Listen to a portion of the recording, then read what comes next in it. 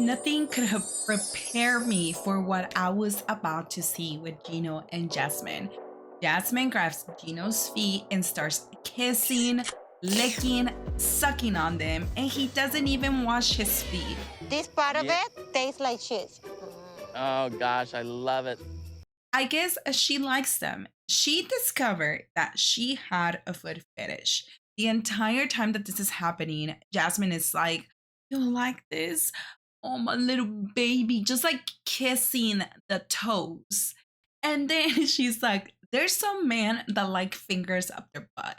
Do you want me to do that to you?" You're so funny.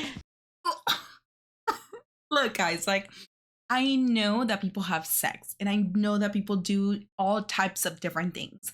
However, I do not expect to know exactly what it is that you're doing with your partner, especially when you guys are doing gross things like this, like for everyone to see. And the tent was wide open. Like, I get that the crew is watching because this is their job, but what about the other people that were there? So how did you sleep last night? I really had a good night. The best night. And Gino's like, forgettable, Jasmine. I'm happy to find out that they had a great time having sex and that Jasmine got the fishes that she needs.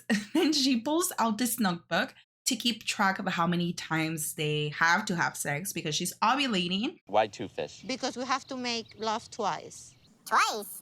Well, get ready for the fifth that you have to do it 4 times because it's the higher day. So it turns out that on day one, they're going to do it once and then they're going to do it twice and then 3 times and then 4 times. And they have to do it, I think, about 12 times within a 6-day time frame. And as they're talking about this is when Jasmine shares with him that she has had a lot of problems trying to get pregnant in the past and expresses to him that when she was pregnant with JC, she had to get daily shots to sustain her pregnancy.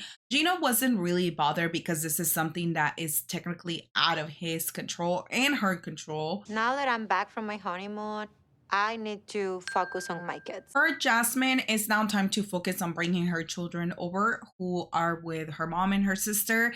And here her sister tells her that Juanse is incredibly sad and he misses her a lot, but does not want to tell her because he doesn't want to worry her. Her sister also tells her that her mistake is that she left everything to Gino instead of her taking care of a lot of the stuff.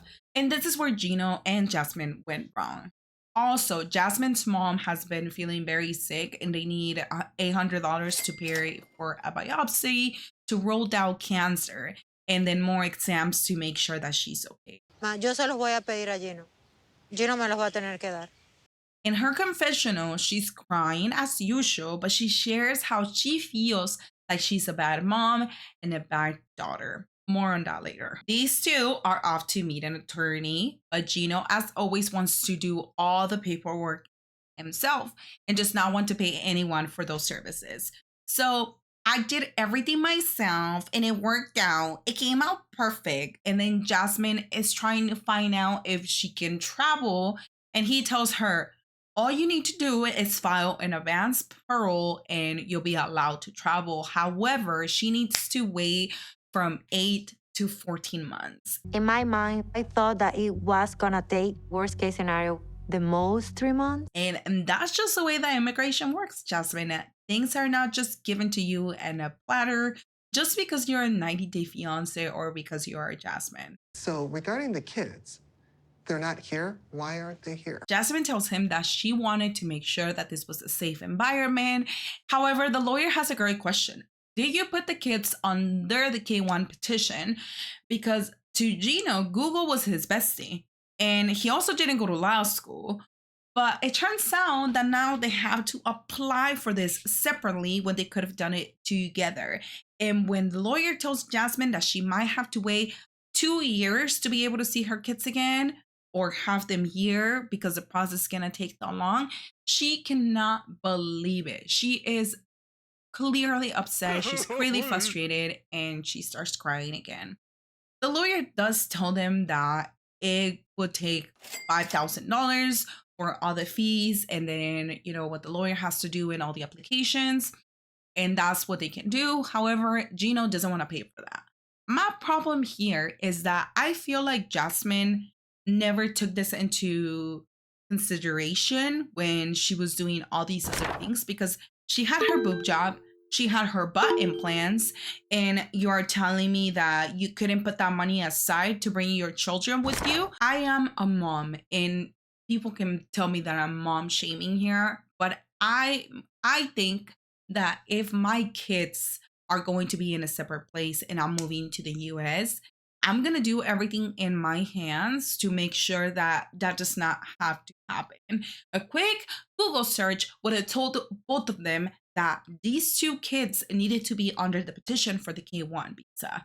Not only that, but if you really wanted your kids with you, you would have put more effort into it.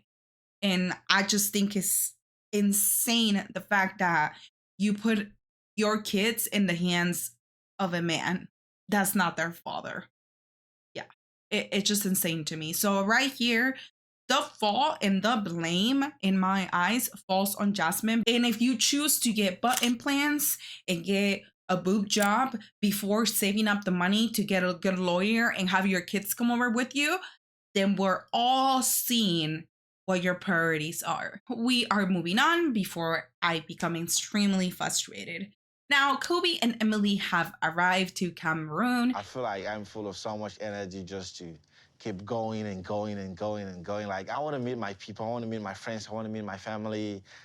I just want to keep going. Like, Kobe's friend is there to pick them up, and he explains how he was worried when Kobe said that he was going to marry a white American woman because American women are bossy, I guess. As they're sitting outside talking, a bunch of men dressed in blue gather around their luggage, and Emily's like, what's going on? What's going on? And it turns out that in Cameroon, all of them help you with your luggage. In Cameroon, apparently it's common to have people help you with your luggage. But I've never seen so many porters in my life. Here, you would never see that. Like, when you travel here in the US, no one's going to help you with your luggage unless you are going to pay them. Like, I'm pretty sure they did pay them, but the fact that there were so many of them and they were all ready to carry the luggage, I just thought it was pretty crazy. Now, right after this happens, some type of altercation starts.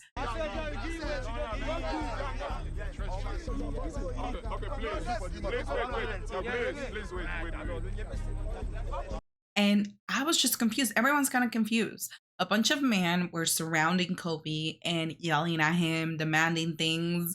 And Kobe explains that this is normal for Cameroon. When locals see foreigners, they'll ask for money because they have more than they do. there are usually so many guys out there just trying to hustle like this. Sometimes it doesn't really matter how much you give them. Just the gesture of giving that is really appreciated. But I thought it was pretty interesting because you could see the differences between how like Kobe was reacting to this and how Emily was reacting to it. And her parents too. They were very surprised about the situation. And I was just standing like, okay, let's see where this goes. Then in the car, Emily's mom is like, oh, I was hoping to blend in, but I'm not gonna lie, I had a lot of fun watching Kobe because he's just laughing the whole time. And then Emily remind me why I think that she's an entitled woman, because she was thinking that she was gonna see lions, hippos, and just a bunch of animals walking around with him. It's like those people that think that there's no water in Africa. You guys know which ones I'm talking about? It always drives me insane that there's some people that think that just because it's a third world country, that they're not like civilized people. Tomorrow. So it's the next day and they're on their way to go get outfits because in his culture, Symbolizes respecting the culture.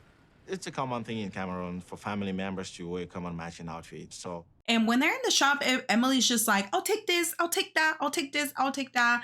And I know Emily's family means no harm when they say the things that they say, but it's pretty insensitive at times because, for example, when he says Wakanda forever, I was just like, bro, just because it happened in Marble doesn't mean that like all the tribes in Africa are going to say Wakanda forever. Like, this is from a movie, you do realize that, right? Like, and then we hear Emily saying this. There's part of me that feels a little disingenuous putting them on and showing up at their house and not knowing anything about their culture. And to me, in reality, it was her job to inform herself on his culture.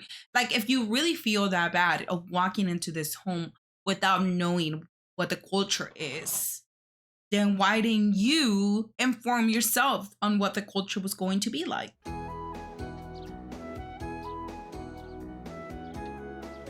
And here he comes, Leprechaun Ed, dressed as a Timu cowboy, mowing the lawn. Liz says that she is living the dream with Ed because I don't freaking know, okay? Ed cheated on her multiple times. She left her a bunch of times, and Liz still went back for him over and over again. Okay, we already know at this point that they are broken up, but let's cover them. He talks about how he has changed as a man. I'm 31 years old. I'm from San Diego, California, and I am engaged to Ed. And what is your favorite sexual position? And because of his changes, their relationship has gotten better. He also talks about how Liz has given him many chances. And Liz talks about how they used to argue all the time, how he never has her back.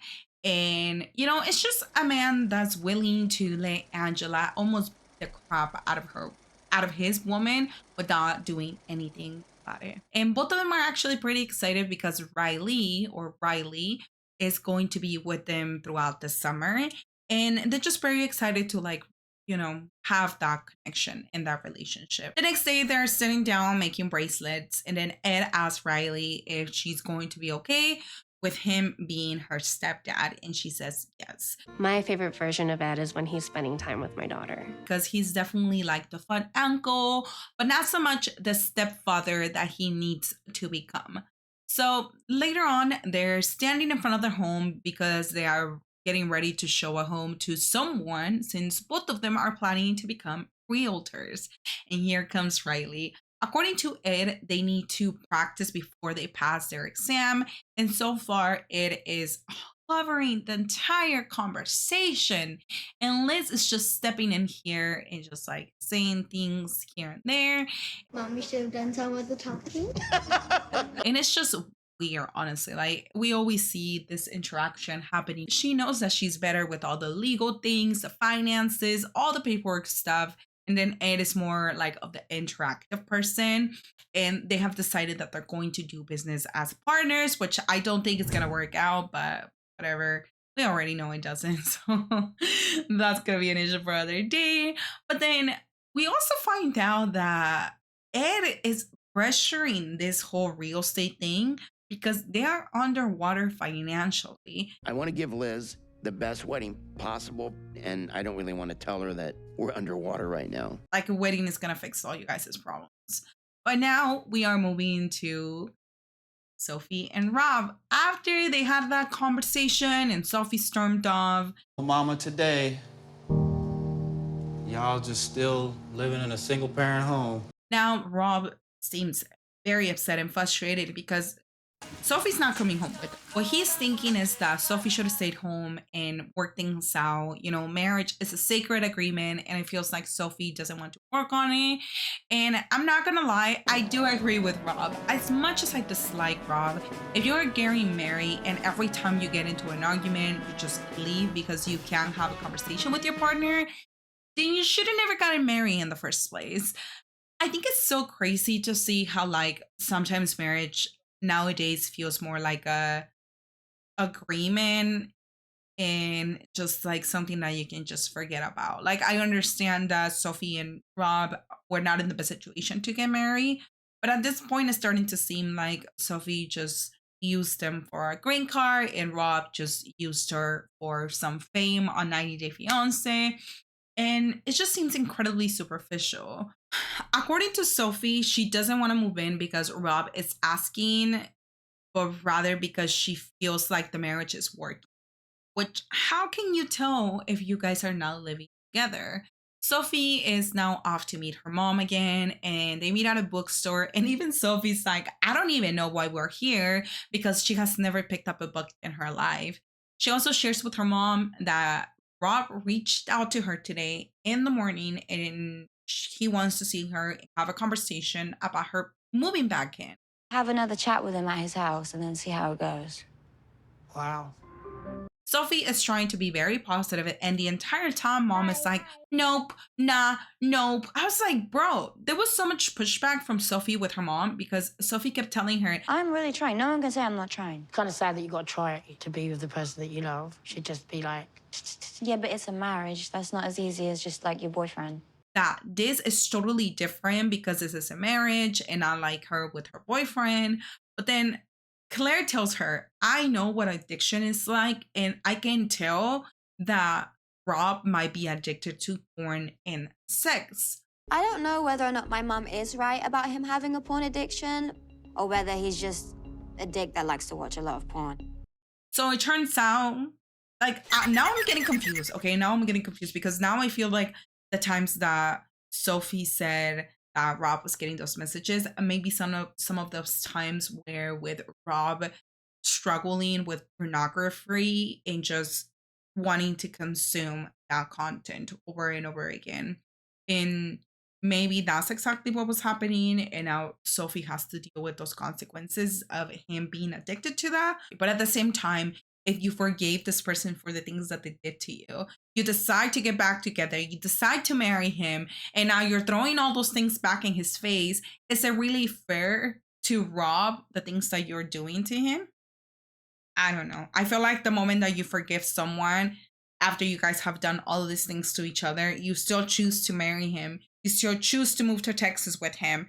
You should be able to pull those things aside and try to build on the relationship from now on. Not so much what happened before.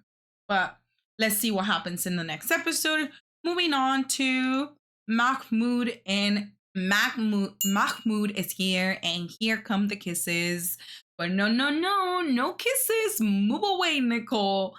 He's like, no, don't kiss me. Stop it. Like, he's like moving away from her the whole time. Nicole tells him, you are an American now. You're an American. Kiss me. Does that make you feel uncomfortable? And of course it does. Come here, don't be shy. I'm not shy. I'm just like tired, like. Mahmoud's in America. I can do whatever I want to. But as we expected, Mahmoud is not too happy about what she's wearing because she's showing too much stomach. Watch out, people. Nicole's naked. One of the funniest things to me is that Nicole is constantly telling him it's not like Egypt, it's not like Egypt. And I'm like, girl, you're gonna scare this man. He's already scared to be here in LA. And you're like, this is not like Egypt. This is not like Egypt. Mahmoud also notices that here in America, we are still dependent on cars to the point that he's hoping to see people around him. But nope. And of course, he misses home because Egypt and America are incredibly different to one another. Now, when they walk into the house, Mahmoud is like, oh no, naked woman to a drawing. Then he sees a mannequin and he's just like, oh no, I feel like I have just sinned for the rest of my life. And I know I'm being exaggerated, but that's exactly what it felt like. He saw a photo, well, a drawing that she made a long time ago. And because it had pubic hair on, he was totally freaked out by it. Then he sees a mannequin that, of course, is naked because it's a mannequin that she uses to put the clothes on. And he's all freaked out by it. And it was just like, bro, you're literally just trying to find any reason to complain about the things that happen or like the things that are going on right here. So she hands him a gift and he opens it. And he pulls it out and is this like shorts. And he just looks at them like, is this it? Like, is this what you were gonna get me? And I was wondering, where was the shirt? Like, I understand that this is I can't say PJs. I can't say pajama. So I thought they were PJs, but when he pulls it out, it was just like underwear, technically. So he was very caught off guard by this. And Nicole was very upset. Both of them were not really having a connection whatsoever.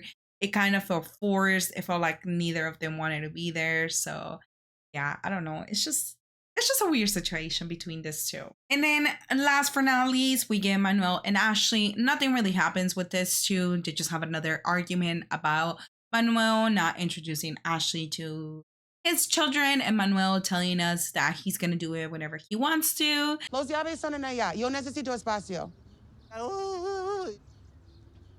Manuel, ciao. And I guess the only part that I really think it was funny was like after they were done arguing, they walk into the house. Well, Manuel walks into the house and Ashley's over there, you know, having one of her meltdowns. And then Manuel tells Rico suave, he's like, go cry to your mom. Mira que tu mamá está llorando, salte para allá afuera. Ponle atención a tu madre porque está llorando. And that's the only part I thought it was funny. But we'll see what we get for next episode. I was actually surprised that we still haven't seen abusive ass Angela. I've been waiting to see her, but I wouldn't be surprised if the network actually cancel her sections out of the show and they're not gonna show her completely. And honestly, if that is the case, I am super happy that the network actually did something nice for once and removed someone that has a history of domestic abuse. Editing Karen right here. I just wanted to jump in here really quick and let you guys know that unfortunately I'm not going to be covering Quiet on Set anymore. I know I said I would, but when I kept going through all the things that have happened and gathering up all the information, a lot of things from my past started coming back onto my head, and even though I am going to therapy to deal through a lot of the trauma that I have encountered in my life, I realized that it's not as easy to talk about it. So I decided that I'm not going to do it. My mental health is honestly more important than to just produce a video just because. So yeah, sorry if it disappoints you. Sorry if it's not what you guys were looking for, but yeah, it's better for me. So I'm gonna have to make that decision myself. And yeah, I'll still be covering 90 Day Fiancé stuff. Yeah, that's it. Thank you guys and have a good day. So that's gonna be it for today, guys. Thank you so much for watching. Thank you so much for being here. Don't forget to like, comment, and subscribe, all the good things. And see you later. Bye.